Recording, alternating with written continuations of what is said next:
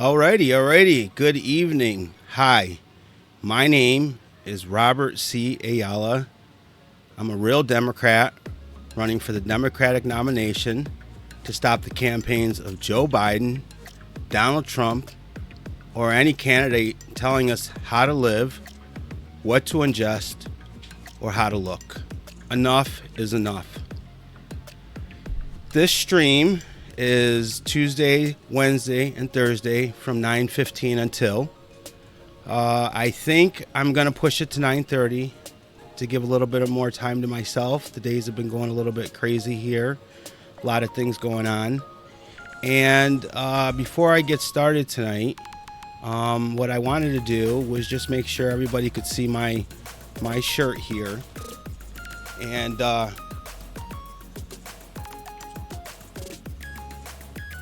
one love, castaways.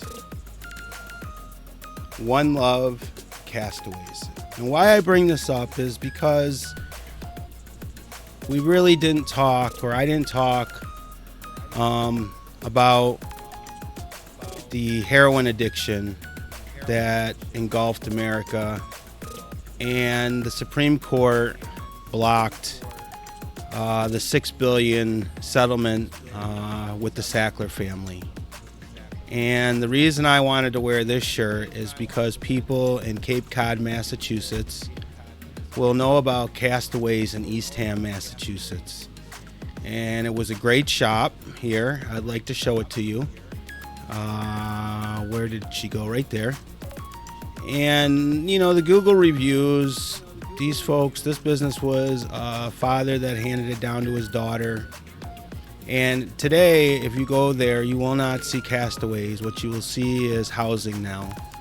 And it's just the story of the epidemic relative to the heroin. The primary owner, her name was Sarah. I don't say I knew her. I knew her only in the sense that when we went to Cape Cod, which was pretty much every summer, we would stop to say hello and rent things from them. And so, as anyone will tell you as you go to Cape Cod, that you get to know people. And so it's not improper to say you know them, but you don't really have a relationship with them. And she was a wonderful person, but she succumbed to her addiction. And so that's why there's housing now, because, you know, her addiction overtook her life. And so when you go and take the time to look at the Sackler Supreme Court blocking of that, you know, I don't have a viewpoint on whether they should block it or whether they should not block it, because it's like all drugs in America. You know, the people at the top, you know, they make all the benefits and they reap all the rewards, and the people at the bottom are the ones that go to jail, and the users are the ones that suffer, and the addicts are the ones that destroy not only their own lives but their families' lives. And I think it's important not that we look at why the Supreme Court blocked this particular settlement, but the fact that drugs and big pharma as a whole seems to have a lock on America.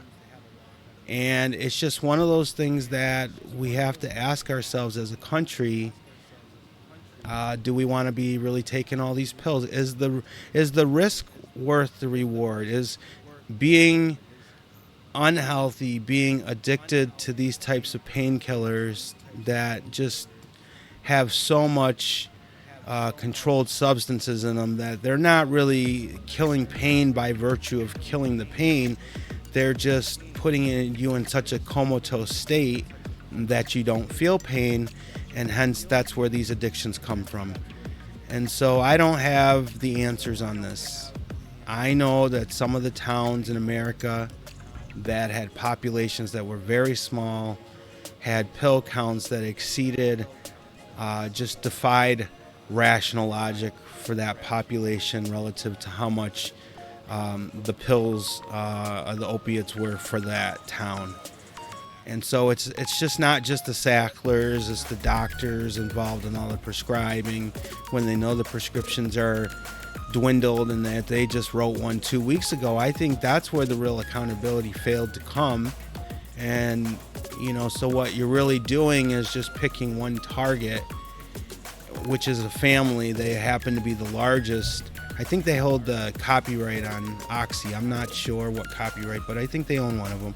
And so since they were smart enough to figure this drug out and create the medicine for us, but since we as a society abused it and our doctors gave it to us because we kept asking for it, and even though there was a lot of deaths and harm and distribution by name brand pharmacies in this country that, again, exceeded population count, sometimes by 2, 3, 4 fold, is just amazing.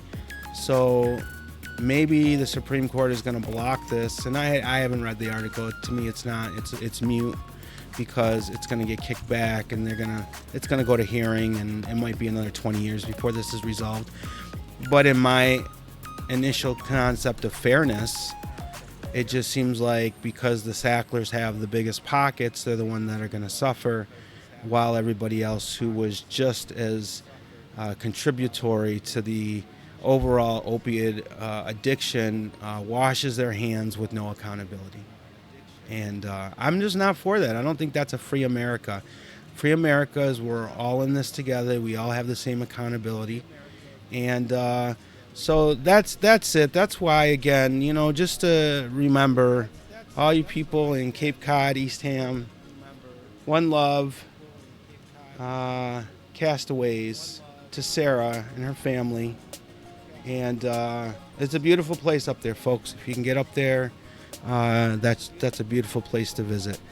I want to just jump over to the stream for a minute. It's wonderful. Google's never going to give me no love.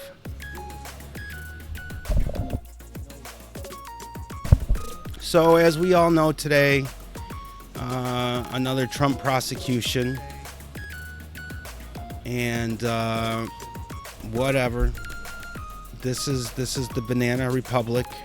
I'm not going to keep saying how much I oppose this, and that Joe Biden is just scared. He's scared of beating Trump on his own. So the whole system of the government, like Russia, and again, there's never been a president ever in all of its history, and I'll say it one last final time, President Joe Biden is in fact president. Seems like everything worked out just fine, right? We just never had somebody who took it as far as Trump before, but we've been here before. Al Gore and George W. I mean, that went right up to the Supreme Court, right?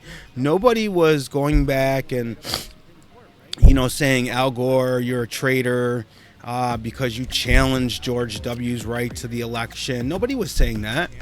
They were egging on Al Gore all day long. Go get him. It's election fraud. It's election fraud. It's election fraud. If people remember history, and that's one of the good things about me, is I remember history, because one of the things is I think what happens, no victim here, but when you realize in life that, hey, maybe you weren't forgotten, you just were never known to be known by anybody, then it provides a different insight to you. And it just seems like in the big spectrum here, if the American people want Donald Trump to go away, they will defeat him at the ballot box. And the other thing that just keeps bothering me, and I know, I might get the Uncle Tom shit too, and I say that, but it just seems weird to me that it's just black prosecutors. I mean, other than the guy from D.C. that Biden appointed, Jack Shapiro, whatever his name is, from New York City to Georgia, it's almost like one of those things. If I call it, I don't think we should be here. And if we're here and then it falls out, which because it shouldn't have been brought to begin with, then I feel like it hurts the cause of black people, because the people bringing the charges on the initial face are in fact black. D.A. Braggs and, Fannie Willis. And again, Donald Trump is not the president. Joe Biden is. So I just, the legal wrangling starts now. And I think at the end of the day, the Supreme Court is going to jump in and they're going to set all this aside until after the election. And again, chief of staff, lawyers, we all know Rudy Giuliani was out there making noise. We saw his press conference outside the mechanic's garage. It was hilarious. But again, Joe Biden's president. And so the reality is the law gives, just like it gives cops, it gives politicians, for the most part, qualified immunity. And Chief of Staff Mark Meadows is seeking to move his case to federal court. And if one goes to federal court, then they all are going to argue the same standing to go to federal court. And if one knocks it down, because what Meadows is arguing is that he has immunity because he, in fact, was President Donald Trump's chief of staff, exercising upon the president's will, right or wrong. That's what his role is. That's what he's hired for. I mean, I don't think you're a chief of staff because you don't listen to the president. I don't think you'd be the president's chief of staff going forward anymore. But one more time, it's just silly stuff, folks. And it should just go to show everybody that the Democrats need a primary. We need a real primary with lots of candidates, with lots of ideas.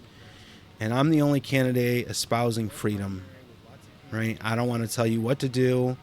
I don't want to tell you what jabs to take. I don't want to tell you who you should be, what you should look like. And I sure don't want to tell women what you should do with your body. So I think in the overall picture of things, that if a candidate has the ability to go out there and fight the good fight, and I say lately to everyone, only a New Yorker can take out a New Yorker. Donald Trump, whatever, I don't know if people are scared of him. I don't know. I mean, maybe they're scared of his base, but just as I say that 49% of the country is Donald Trump's base, the other half is not Donald Trump's base. So we can raise more numbers and we can beat at the poll, but nobody's going to run to the polls for Slow-Mo Joe. Nobody's going to run to the polls for Kamala Harris. Nobody's going to run to the polls for Gavin Newsom. It's time for a new set of younger candidates to come to the table, bring their ideas to the table, and let the American people have the decision on what they want going forward. And for some reason, like again, the moving of the Democratic primary to South Carolina state that has, in the last 50 years, has not voted for a Democratic president. Didn't vote for Joe Biden, didn't vote for Obama, of all people. Didn't vote for Obama, didn't vote for Clinton, right? Last 50 years. And Joe does that because he believes the black vote through Rep. Clyburn is monolithic. And that's unfair. And that's not right to go out there and believe that you should just grab it. Maybe black people were scared of Trump the last time, but I don't think anyone's scared of Trump anymore. What we need is ideas that help put more money and jobs and ideas so that everybody has the same success. The billionaire class is always going to be the billionaire class.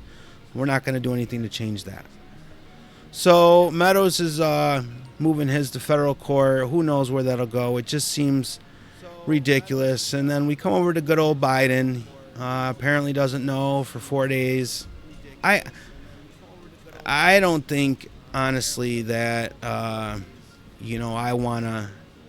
talked about Hawaii when it was burning, and I don't feel it should be politicized. I don't think it's one of those things. A lot of people died going into the ocean. Homes are destroyed. But I think it is a little bit silly when you're the president of the United States that you can go for so long without saying anything.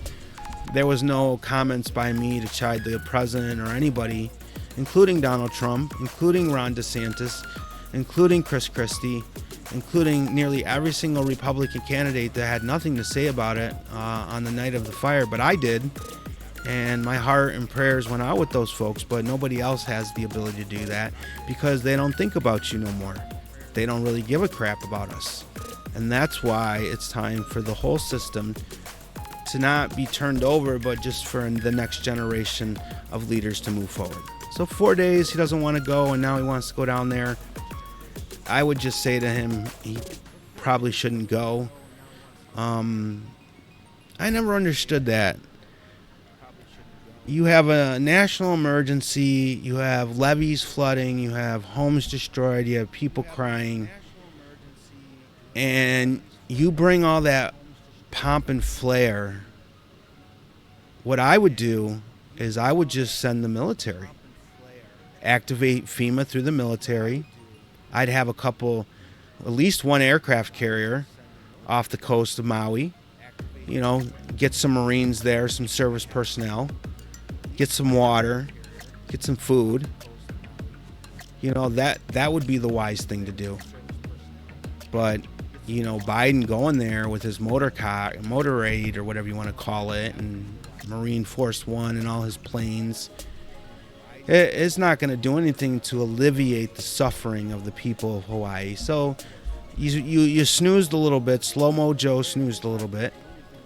But at the end of the day, I just don't think it's appropriate for you to go to Hawaii at this time. Let them get fixed up. Let them get the needs that they need, and then people can go from there. All right, so Biden's little gaffe. Oh, here's another funny one, and I think this is just the one on Law and Order. Workers in San Francisco, Nancy Pelosi's federal building, told to stay home due to crime. August 15th, 2023, federal workers in the downtown building were advised to work from home indefinitely. They're not even telling you when you're going to come back. Indefinitely, because of crime in the area.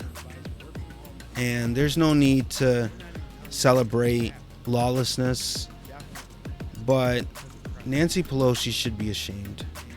And she should do something to help the Democrats have a primary so that maybe we could talk about these law and order concerns, because I think some people are bundling everybody up into one position monolithically and saying, well, because this one person was aggrieved 30 years ago by X, then we should make sure that nobody else has any issues. And I don't think that's what the community's ever been asking for. I think the community wants to be safe just as much as everybody else. They want to walk around their neighborhoods at nighttime, and they don't want to be scared. So, and then finally, at the end of the day, today, August 15th, that's all they can say is that Trump's indictment might be hurting him, just not in the primary polls. And that's their only saving grace. And I kind of believe it too. But if Joe Biden is going to be the candidate and Kamala Harris is going to be one laughing at every real issue that concerns you and me, then the reality is Trump is probably going to be the next president, and you should be prepared to welcome him back into your home. I look for a different day, and I would like a nice Democratic primary, and I want the world to help me. But if we don't all get behind this together, then Joe gets what he wants, which is a defeat in 2024 and Donald J. Trump as the 47th president. My name is Robert C. Ayala. I'm a real Democrat running for the Democratic nomination to stop the campaigns of Joe Biden, Donald Trump, or any candidate telling us how to live, what to ingest, or how to look. Enough is enough. I'll see you guys tomorrow night at 9:30. I'm going to do 9:30 tomorrow night, and thanks for stopping by, and thanks if you watch this on YouTube. Have a great night.